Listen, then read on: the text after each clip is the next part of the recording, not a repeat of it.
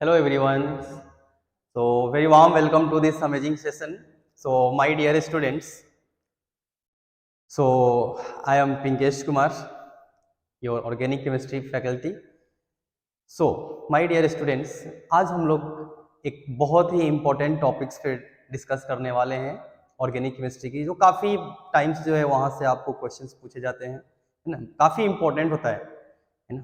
हमारे 12th के point of view से भी काफ़ी इंपॉर्टेंट है, कंपटीशन के पॉइंट ऑफ व्यू से भी काफ़ी इंपॉर्टेंट है। और वो जो टॉपिक हम करने वाले हैं ये है रिएक्शन मैकेनिज्म का। जनरली हम बहुत टफ मानते हैं, बट अगर अच्छे से आप समझोगे तो काफ़ी आसान होगा, है ना। तो जो टॉपिक हम करने जा रहे हैं that is nucleophilic substitution reaction. हम लोग जो टॉपिक करने जा रहे हैं ये टॉपिक है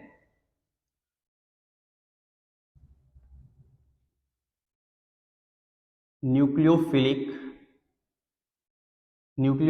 substitution reaction. Nucleophilic substitution reaction, इसमें हम लोग आज करने वाले हैं SN2 रिएक्शन। इसको हम लोग कहते हैं nucleophilic substitution bimolecular reaction. So my dear students, आज इस लेक्चर्स में हम क्या क्या कवर करने वाले हैं। तो पहले तो हम समझेंगे SN2 रिएक्शन होता कैसे है, कौन कौन से एक कंपाउंड है जहां पर हमें SN2 रिएक्शन मिलेंगे, ओके, कब फेवरेबल होगा कब फेवरेबल नहीं होगा, ये हर एक पॉइंट्स हम लोग आज डिस्कस करेंगे।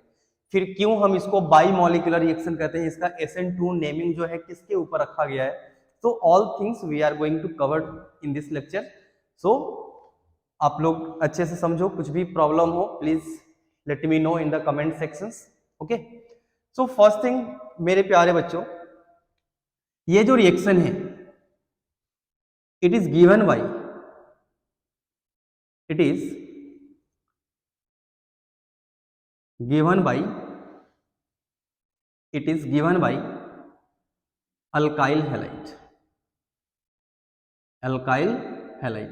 सो ये रिएक्शन जो है अल्काइल हैलाइड के द्वारा दिया जाता है। हम इसके मैकेनिज्म को भी सीखेंगे आज। अच्छा, तो ये रिएक्शन कैसे आया। तो बेसिकली देखो क्या है कि जब हम अल्काइल हैलाइड का रिएक्शन करवाते हैं किसके साथ, न्यूक्लियोफाइल के साथ, न्यूक्लियोफाइल के साथ, तो यहां से हमें कुछ प्रोडक्ट्स मिलते हैं। सो प्रोडक्ट को ऑब्जर्व करके हम बताते हैं कि ये कौन सा पाथ फॉलो किया है नहीं किया है, राइट। सो यहां से जो आपका रिएक्शन होंगे, ये रिएक्शन के बाद आपको मिलेगा R, न्यूक्लियोफाइल के साथ बॉन्डिंग होगी, एंड साथ में X माइनस। ये जो X है ये है हेलोजन, और ये क्या होगा, लिविंग ग्रुप। लिविंग ग्रुप क्या है, तो लिविंग ग्रुप जो है ऐसा स्पीसीज जो क्या है रिएक्शन के दौरान सबस्ट्रेट से बाहर जाता है।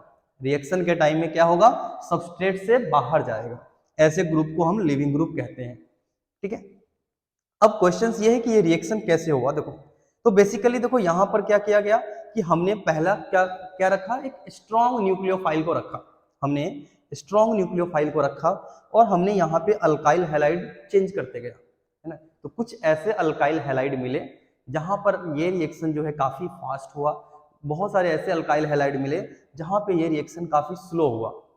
तो फ्रॉम दैट, बिकॉज जो अल्काइल हैलाइड था वो चीज पता था ऑलरेडी कि हम कौन से अल्काइल हैलाइड को यूज कर रहे हैं, मीन्स कि 3 डिग्री अल्काइल हैलाइड है या 2 डिग्री है, 1 डिग्री है, क्या है वो चीज मालूम था। तो ऑब्जर्वेशन ये थी कि जो 1 डिग्री अल्काइल हैलाइड था, जो 1 डिग्री अल्काइल हैलाइड था वहां पर ये रिएक्शन काफी फास्ट हुआ, और 2 डिग्री 3 डिग्री के केस में थोड़ा थोड़ा जैसे जैसे डिग्री हम बढ़ाते गए स्लो होता गया रिएक्शन। तो यहां पर इससे क्या मालूम पड़ा और कैसे रिएक्शन हुआ ये सब कुछ हम अभी सीखेंगे। इसके मैकेनिज्म को हम समझेंगे अभी। तो मैकेनिज्म सपोज कर लो इसके 3 डायमेंशनल स्ट्रक्चर्स हम लोग बनाएंगे। R1, चलो एक मिनट मैं इसको इरेज कर दूं।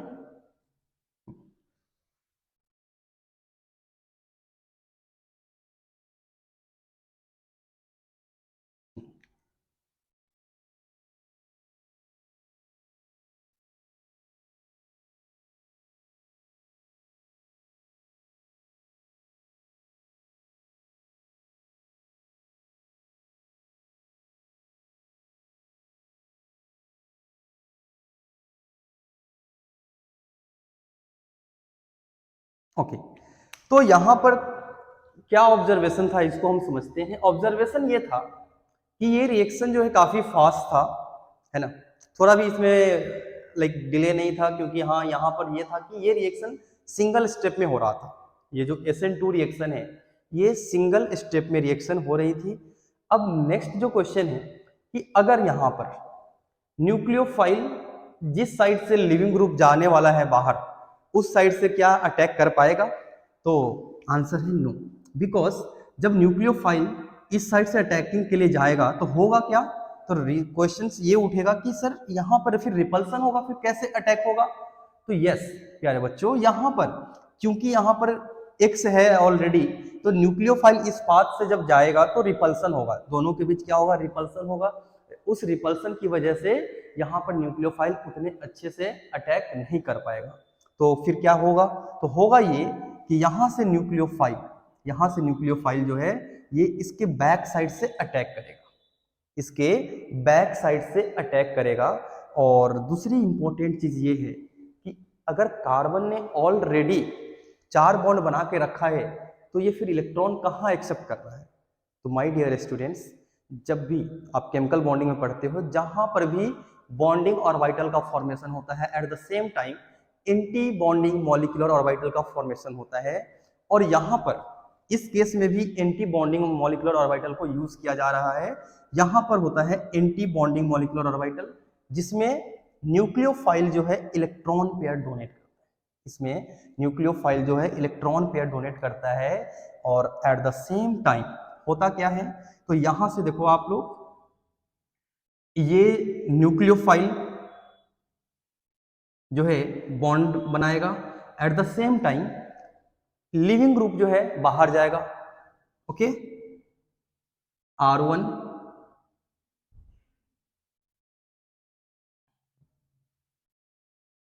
R3 R2, R1 R2 R3। तो ये है हमारा transition state, because this reaction is single step reaction. So ये है हमारा ट्रांजिशन स्टेट। ट्रांजिशन स्टेट है, अब ट्रांजिशन स्टेट है और यहां से आपको डायरेक्टली क्या मिलेगा, प्रोडक्ट। तो प्रोडक्ट हमारा रहेगा R, सिंपली हम बना रहे हैं इसको, एंड प्लस X। तो ये है हमारा फाइनल प्रोडक्ट। अब यहां पर क्या क्या इंपॉर्टेंट पॉइंट्स है जो हमें ध्यान रखना चाहिए। तो फर्स्ट थिंग कि it is a single step reaction, नहीं, it is a single step reaction, it is a single step reaction. ये एक जो है सिंगल स्टेप रिएक्शन है, वन स्टेप में ये कंप्लीट होता है, single step reaction. Okay, single step reaction है। इसके अलावा जो है अगर हम इसके रेट लॉ इक्वेशन की बात करें, तो क्योंकि ये सिंगल स्टेप रिएक्शन है, क्योंकि ये सिंगल स्टेप रिएक्शन है, तो यहां पर यही स्टेप जो होगा RDS होगा, यही स्टेप क्या होगा, RDS होगा, यही स्टेप होगा RDS। ठीक है, तो यहां पे हम रेट लॉ इक्वेशन लिख सकते हैं आसानी से। तो R is equals to K times of alkyl halide का कॉन्सेंट्रेशन इनटू RDS के स्टेप में जो भी स्पीसीज प्रेजेंट होता है, जो भी रिएक्टेंट होता है, हम उसी स्पीसीज के कॉन्सेंट्रेशन के फॉर्म में हम रेट लॉ इक्वेशन लिखते हैं। तो यहाँ पे क्या है, RX है और साथ ही साथ हमारे पास न्यूक्लियोफाइल है, राइट। अब यहाँ पर जो न्यूक्लियोफाइल, अब ध्यान से देखिए कि जो रेट ऑफ रिएक्शन है, रेट ऑफ रिएक्शन है, ये दोनों के कॉन्सेंट्रेशन पे डिपेंड कर रहा है, किसके, alkyl halide as well as nucleophile के कॉन्सेंट्रेशन। इट मींस कि अगर आप न्यूक्लियोफाइल या अल्काइल हैलाइड इनमें से किसी का भी कॉन्सेंट्रेशन चेंज करते हो तो रेट ऑफ रिएक्शन क्या होगा, चेंज हो जाएगा, रेट ऑफ रिएक्शन चेंज हो जाएगा, right, got it, okay, good. तो यहां पर जो है रेट ऑफ रिएक्शन जो है दोनों के कॉन्सेंट्रेशन पे डिपेंड हो रहा है। उसके बाद क्वेश्चन था पहला कि हम इसको बाई मॉलिक्यूलर क्यों कहते हैं। तो बाई मॉलिक्यूलर का मतलब होता है ऐसे रिएक्शन जिसका मॉलिक्यूलरिटी 2 होता है, जिसका मॉलिक्यूलरिटी 2 होता है। तो यहां पर ध्यान से देखो कितने मॉलिक्यूल्स प्रेजेंट है रिएक्शन में, तो 1 + 1 2 मॉलिक्यूल्स। तो इसका जो मॉलिक्यूलरिटी है, मॉलिक्यूलरिटी जो है ये है 2। और इसी वजह से इसको हम कहते हैं bimolecular reaction. This is the reason why we call this bimolecular reaction. Okay, got it. चलिए नेक्स्ट जो है important point, next important point है, मैं इसको यहां से इरेज कर रहा हूं, है ना। कुछ इंपॉर्टेंट पॉइंट्स है इस रिएक्शन के regarding.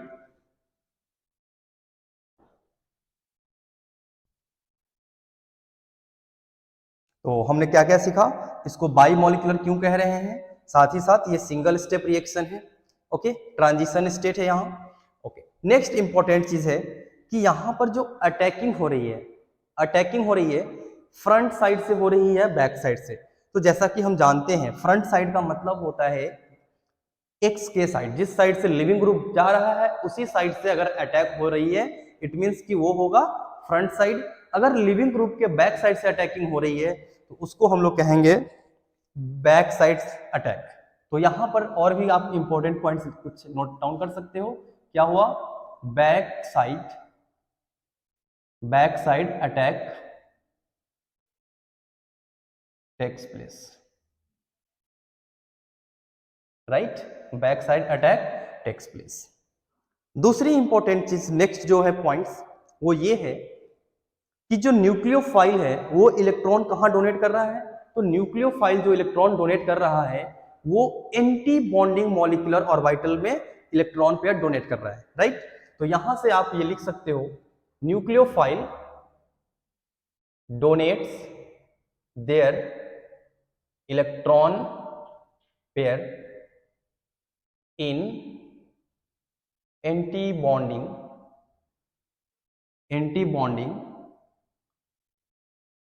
Molecular orbital, right.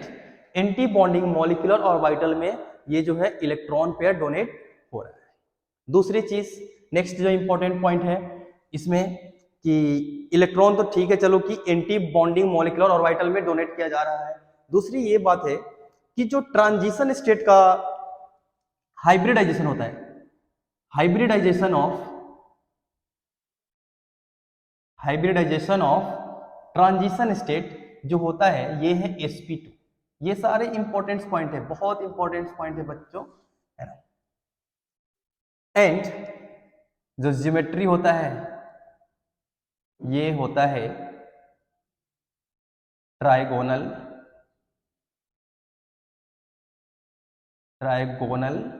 Bipyramidal, TBP, trigonal bipyramidal. तो ये है कुछ इंपॉर्टेंट पॉइंट्स। चलिए हम कुछ और पॉइंट्स को डिस्कस करते हैं जो कि हमारे SN2 के रिगार्डिंग है, काफी इंपॉर्टेंट है। ये चीज हमें ध्यान रखना है कि ये जो पॉइंट्स है वो काफी इंपॉर्टेंट है। आगे हम बात करते हैं सॉल्वेंट के लिए, हम किस टाइप का, बिकॉज हर एक रिएक्शन जो है विदाउट सॉल्वेंट पॉसिबल नहीं होता है ना, किसी भी सॉल्वेंट की रिक्वायरमेंट होती है। तो चाहे आप पोलर सॉल्वेंट ले सकते हो या फिर नॉन पोलर सॉल्वेंट ले सकते हो, बट हमें सॉल्वेंट की रिक्वायरमेंट होती है फॉर रिएक्शन। तो सॉल्वेंट की अगर हम बात करें तो हम जो सॉल्वेंट यूज करते हैं ये सॉल्वेंट होता है पोलर सॉल्वेंट। साथ ही साथ जो पोलर सॉल्वेंट है उसको हम दो पार्ट में डिवाइड करते हैं, polar protic solvent and polar aprotic solvent. अब पोलर सॉल्वेंट में कौन सा यूज करते हैं, पोलर प्रोटिक सॉल्वेंट यूज करते हैं या फिर पोलर एप्रोटिक। तो मैं बताऊं बच्चों, देखो इसको समझने के लिए कि कौन सा यूज होगा और कौन सा नहीं यूज होगा, इसके लिए आपको पहले यह समझना होगा कि पोलर सॉल्वेंट का फंक्शन क्या है, पोलर प्रोटिक का क्या है और पोलर एप्रोटिक सॉल्वेंट का फंक्शन क्या है। तो जब आप बेसिक्स पढ़ाई करते हो उसमें आपको बताया जाता है पोलर सॉल्वेंट जो है, पोलर सॉल्वेंट इसको दो पार्ट में डिवाइड किया जाता है, polar protic solvent and polar aprotic solvent, polar protic solvent and polar aprotic solvent. Polar protic solvent जो होता है वो cation as well as anion को सॉल्वेट करता है, cation as well as anion को सॉल्वेट करता है। वहीं पर जब पोलर एप्रोटिक की बात आती है तो ये सिर्फ और सिर्फ केटायन को सॉल्वेट करता है और एनायन को रिपेल करता है। तो अब हमें देखना है कि हमारे सॉल्यूशन के अंदर है क्या अवेलेबल। तो हमारे सॉल्यूशन के अंदर अवेलेबल है न्यूक्लियोफाइल, जिसके ऊपर क्या होगा, निगेटिव चार्ज। न्यूक्लियोफाइल के ऊपर क्या होगा, निगेटिव चार्ज। अब निगेटिव चार्ज को देखो, अगर हम पोलर प्रोटिक सॉल्वेंट को यूज करते हैं, पोलर प्रोटिक सॉल्वेंट को अगर हम यूज करते हैं तो यहां पर क्या आएगा, तो यहां पर होगा क्या, अभी हमने पता किया, हमें पता है पोलर प्रोटिक सॉल्वेंट केटायन और एनायन दोनों को सॉल्वेट करता है। इसका मतलब ये है कि न्यूक्लियोफाइल जो है पोलर प्रोटिक सॉल्वेंट के अंदर क्या होगा, सॉल्वेट हो जाएगा, राइट। अब जब सॉल्वेट होगा तो इसके कॉन्सेंट्रेशन पे इफेक्ट आएगा, कॉन्सेंट्रेशन चेंज होगा, घटेगा, बिकॉज कुछ मॉलिक्यूल्स होंगे, कुछ न्यूक्लियोफाइल होंगे जो क्या होगा, सॉल्वेंट के साथ इंटरेक्ट करेगा। पोलर प्रोटिक सॉल्वेंट अगर हम लेते हैं तो सॉल्वेंट के साथ इंटरेक्ट होगा और जिसकी वजह से हमारा रेट ऑफ रिएक्शन चेंज हो जाएगा, जिसकी वजह से हमारा रेट ऑफ रिएक्शन क्या होगा, चेंज हो जाएगा। सो टू अवॉइड दैट हम लोग पोलर एप्रोटिक सॉल्वेंट यूज करते हैं, बिकॉज पोलर एप्रोटिक सॉल्वेंट जो है वो क्या करता है, न्यूक्लियोफाइल निगेटिव चार्ज होता है और उसको रिपेल करेगा तो उसको क्या है कि इंटरेक्शन नहीं हो रहा है, इंटरेक्शन नहीं हुआ तो उसको कॉन्सेंट्रेशन में कोई फर्क नहीं पड़ेगा। इसी वजह से हम लोग क्या कर रहे हैं, न्यूक्लियोफाइल के कॉन्सेंट्रेशन में कोई चेंज ना हो, इसी वजह से हम लोग क्या यूज करते हैं, polar aprotic solvent, polar aprotic solvent. तो ये कुछ इंपॉर्टेंट पॉइंट्स थी। अब हम बात करेंगे रेट ऑफ रिएक्शन। तो रेट ऑफ रिएक्शन की अगर हम बात करें तो इस कार्बन के ऊपर देखो ध्यान से, डेल्टा प्लस है और डेल्टा प्लस, तो फर्स्ट थिंग तो ये है कि अगर हम बहुत ज्यादा बल्कीनेस बढ़ाते हैं इस कार्बन के आसपास तो न्यूक्लियोफाइल जो जा रहा है उसको अटैक करने में काफी मुश्किल होगा। ये जो न्यूक्लियोफाइल यहाँ पे अटैक कर रहा है इसको काफी ज्यादा मुश्किलें आएंगी, बिकॉज बल्कीनेस बढ़ने से क्या होगा, रिपल्सन होगा ग्रुप्स के बीच, और रिपल्सन होगा तो न्यूक्लियोफाइल अच्छे से अटैक नहीं कर पाएगा, राइट। तो इससे हमने क्या कंक्लूजन निकाला कि रेट ऑफ रिएक्शन जो है, रेट ऑफ रिएक्शन जो है क्या हो जाएगा, rate of reaction is directly proportional to 1 upon steric crowding. मतलब क्राउडिंग जितना बढ़ाओगे रेट ऑफ रिएक्शन उतना कम हो जाएगा, क्राउडिंग जितना कम रखोगे रेट ऑफ रिएक्शन उतना ही ज्यादा होगा, राइट। और इसी वजह से जो है यहां पर जो ऑर्डर आता है CH3X का सबसे ज्यादा होता है, then 1 degree, then 2 degree, then 3 degree. तो ये है अल्काइल हैलाइड का रिएक्टिविटी का ऑर्डर। चलिए इसके अलावा सपोज कर लो कि बहुत सारे कंपाउंड्स आपको दे रखे हैं और जहां पर क्या है, क्राउडिंग फैक्टर सेम है, क्राउडिंग में चेंजेस नहीं है, ऑलमोस्ट कंपेरेबल क्राउडिंग है, तो ऐसे केस में क्या करना है हमें, तो ऐसे केस में प्यारे प्यारे बच्चों दूसरा फैक्टर आएगा कि डेल्टा प्लस, बिकॉज न्यूक्लियोफाइल के ऊपर क्या है, निगेटिव चार्ज, तो जितना ज्यादा डेल्टा प्लस होगा वो उतना ही ज्यादा अट्रैक्ट करेगा, राइट। जितना ज्यादा डेल्टा प्लस होगा उतना ही ज्यादा अट्रैक्ट करेगा। तो हम यहां पर बोल सकते हैं it is also directly proportional to delta plus on attacking carbon. तो जिस कार्बन के ऊपर अटैक किया जा रहा है उसके डेल्टा प्लस के ऊपर भी डिपेंड करेगा, right. Delta plus on attacking carbon. चलिए तो ये रही रेट ऑफ रिएक्शन की बात। इसमें और फैक्टर आ सकता है क्या, तो यस और फैक्टर आ सकता है। यहाँ पे जो है X क्या है, हैलोजन है। अगर हम हैलोजन एटम को चेंज करते हैं फॉर द सेम कंपाउंड, सिर्फ और सिर्फ क्या करना है, हैलोजन एटम को चेंज करेंगे, तो इसके ऊपर भी है। जितना अच्छे से ये लिविंग ग्रुप बाहर जाएगा, मतलब कि जितना ज्यादा ये स्टेबल होगा ये रिएक्शन उतना ही फॉरवर्ड में जाएगा, राइट। तो it is also directly proportional to stability of what, stability of leaving group. तो ये है कुछ फैक्टर्स जिसपे आपको क्या करना है, SN2 के क्वेश्चंस को सॉल्व करना है, स्टेबिलिटी ऑफ लिविंग ग्रुप। चलिए तो ये रही कुछ थियोरेटिकल पॉइंट्स जो हमें दिमाग में बैठा के रखना है, ये सारे इंपॉर्टेंट पॉइंट है। अब हम लोग कुछ क्वेश्चंस की प्रैक्टिस करेंगे और जिसके थ्रू हम लोग समझेंगे SN2 कैसे होता है। उसके बाद एक और इंपॉर्टेंट पॉइंट है बच्चों, जनरली हम ये मानकर चलते हैं, बच्चों में ये एक थोड़ा सा रॉन्ग कॉन्सेप्शन होता है कि जहां पर SN1 फास्ट हो रहा है, for the same compound SN2 slow हो जाएगा। For the same compound SN2 क्या होगा, स्लो होगा। या फिर जहां पे SN2 फास्ट हो रहा है, for the same compound SN1 slow हो जाएगा। बट ऐसा नहीं होता है प्यारे बच्चों, बिल्कुल नहीं ऐसा होता है। बिकॉज अभी हम आपको एक क्वेश्चन प्रैक्टिस करवाएंगे जहां पर आप क्लियरली देख सकते हो कि हो सकता है कि SN1 कंपाउंड के लिए ज्यादा हो रहा है, at the same time SN2 reaction भी उसी कंपाउंड के लिए ज्यादा हो रहा है। ठीक है, चलिए उसको देखते हैं अभी। तो एग्जाम्पल के साथ पहले समझते हैं इस कॉन्सेप्ट को, क्यों हम रॉन्ग कॉन्सेप्शन रखें, है ना।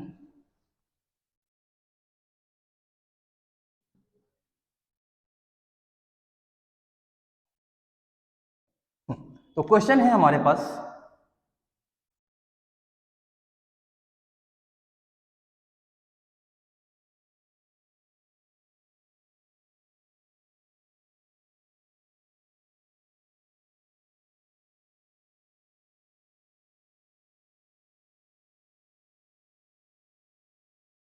यस, तो ये है हमारे पास क्वेश्चन जिसको थ्रू हम समझेंगे कि जहां पर SN1 फास्ट हो रहा है तो ये कंपलसरी नहीं है कि वहां पे SN2 स्लो हो सकता है SN2 भी फास्ट। तो इसको हम इस एग्जांपल से समझते हैं। ठीक है, तो अगर हम SN1 की बात कर दें तो SN1 में हम क्या चेक करते हैं, स्टेबिलिटी ऑफ कार्बोकेटाइन, राइट। तो स्टेबिलिटी ऑफ कार्बोकेटाइन की बात करें तो यहां पर ये जो कार्बोकेटाइन बनाओगे आप, तो ये कुछ ऐसा होगा, ये होगा कार्बोकेटाइन, राइट। तो हम अभी SN1 की बात करते हैं। SN1 किसका ज्यादा होगा, ए का ज्यादा होगा या बी का, तो ये डिपेंड करता है स्टेबिलिटी ऑफ कार्बोकेटाइन। तो यहां पर आप देख सकते हो कि ये जो पॉजिटिव चार्ज है, यहां पर क्या है, बैक बॉन्डिंग हो रहा है, यहां पर हो रहा है बैक बॉन्डिंग। बैक बॉन्डिंग से स्टेबिलिटी बहुत ज्यादा बढ़ता है, बहुत ज्यादा। बट यहाँ पर ऐसा कुछ बैक बॉन्डिंग नहीं है, यहाँ पे क्या हो रहा है, -I से इलेक्ट्रॉन खींचा जा रहा है, डीस्टेबलाइज हो रहा है। तो इट मीन्स कि ये जो कार्बोकेटाइन है ज्यादा स्टेबल है इससे, ये कार्बोकेटाइन ज्यादा स्टेबल है इससे। इट मीन्स कि रेट ऑफ रिएक्शन जो होगा ए का ज्यादा होगा बी से। किसके लिए है, SN1 के लिए। अब हम SN2 की बात करेंगे। SN2 में SN2 में क्या करना है हमें, तो SN2 में हम क्या देखते हैं, तो on the basis of, because crowding factor almost same है, तो हम चलेंगे अब डेल्टा प्लस के ऊपर। तो डेल्टा प्लस इस कार्बन के ऊपर जितना ज्यादा होगा, इस कार्बन के ऊपर जितना ज्यादा होगा उतना ही फास्ट अटैक होगा, राइट, उतना ही फास्ट अटैकिंग होगी। अब डेल्टा प्लस देखो कहां पे ज्यादा हो सकता है, तो क्योंकि यहां से ऑक्सीजन पास में है तो इलेक्ट्रॉन खींचेगा, ये इलेक्ट्रॉन या ऑक्सीजन थोड़ा डिस्टेंस ज्यादा है तो यहां पर ज्यादा खींचेगा इलेक्ट्रॉन, कम खींचेगा, सॉरी, इलेक्ट्रॉन जो है क्या है, डिस्टेंस बढ़ने से कम लगेगा, -I इफेक्ट। और यहां पर ज्यादा लग रहा है, यहाँ पर ज्यादा -I इफेक्ट लग रहा है, तो ज्यादा खींच रहा है, इट मीन्स कि डेल्टा प्लस यहाँ पे ज्यादा है as compare to this one. Hence rate of reaction क्या हो जाएगा, A ग्रेटर देन B। तो क्या हम यहाँ पे बोल पाएंगे कि जिसके लिए SN1 फास्ट होगा उसके लिए SN2 स्लो होगा, नहीं। यहाँ पर क्या हुआ, SN1 भी उसी कंपाउंड के लिए फास्ट है जिसके लिए SN2 फास्ट है। तो ये मिसकॉन्सेप्शन बिल्कुल भी नहीं रखना है दिमाग में कि जहां पर SN1 फास्ट हो रहा है किसी कंपाउंड के लिए, वहीं पर SN2 स्लो हो, ऐसा बिल्कुल हमें दिमाग में नहीं रखना है। चलिए, तो एक नेक्स्ट क्वेश्चन और इंपॉर्टेंट क्वेश्चन है, करते हैं and then will try to end the session. तो पॉज करके आप इसको लिख सकते हो, है ना।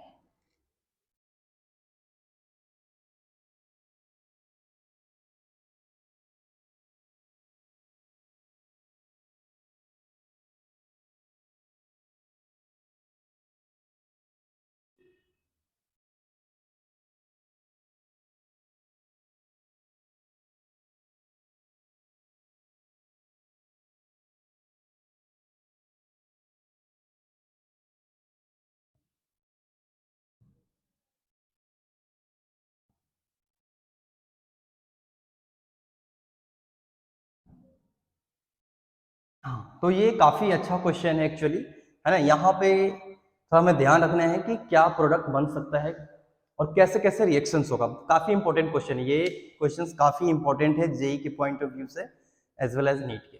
अब यहाँ पर देखो ध्यान से, हमें ये इसमें ऐसे क्वेश्चंस करते समय हम क्या करते हैं जनरली कि इस स्पीसीज को इसके साथ रिएक्शन करते हैं और इसको एज इट इज छोड़ते हैं, ठीक है।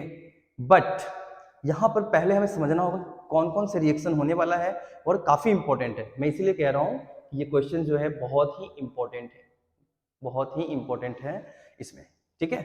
तो अब क्या होगा यहाँ पर, ये जो एक्सेस क्वांटिटी में लिया गया है CH3 CH2O नेगेटिव, ये एक्चुअली एक न्यूक्लियोफाइल भी है और एक बेस की तरह भी काम आएगा। तो क्योंकि यहाँ पर फिनॉल जो है एसिडिक नेचर का होता है, एसिडिक नेचर, तो एसिडिक नेचर है, इट मींस कि फर्स्ट जो होगा, because acid base reaction very fast होता है, बहुत फास्ट होता है, इसी वजह से ये जो रिएक्शन है यहाँ पर काफी फास्ट होगा। सो फर्स्ट जो रिएक्शंस होंगे वो होगा फिनॉल और इथॉक्साइड के बीच रिएक्शन, और यहां से आपको मिलेगा PHO फिनॉक्साइड आयन, और साथ ही साथ ये ऑलरेडी मिलेगा आपके पास।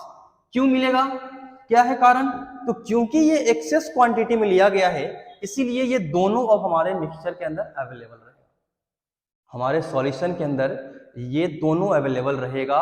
और यही चीज जो है इंपॉर्टेंट बनाता है इस क्वेश्चन को, क्योंकि अब हमारे पास, क्योंकि एसिड बेस रिएक्शन फास्ट होता है, इसीलिए पहले यहां पर अटैक होने से पहले यहां पर एसिड बेस रिएक्शन होगा, और अब हमारे पास ये भी है और ये भी है, और ये भी एक अच्छा न्यूक्लियोफाइल की तरह काम कर सकता है और एक ये भी न्यूक्लियोफाइल की तरह काम कर सकता है।